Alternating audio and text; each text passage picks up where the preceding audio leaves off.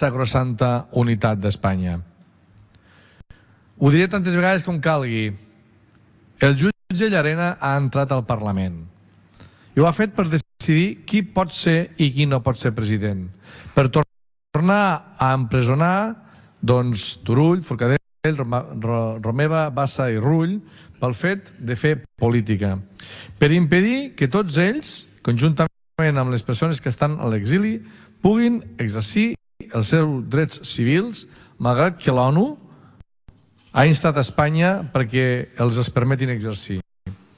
Per suspendre funcions, si cal, Puigdemont i Comín. Per imputar delictes inversemblants, que per cert després es demostra que efectivament són tan inversemblants que ni el jutge els admet a tràmit, partint-se la feina amb els partidaris del 155 a l'hora de fustigar el moviment, un moviment polític i social pacífic i democràtic com l'independentista. Doncs mirin, aquest plantejament parteix de la premissa que hi ha dues coses prèvies a la democràcia. L'una, la unitat d'Espanya. L'altra, la llei. És més, la unitat d'Espanya és llei, en majúscula, i per tant és prèvia a tot.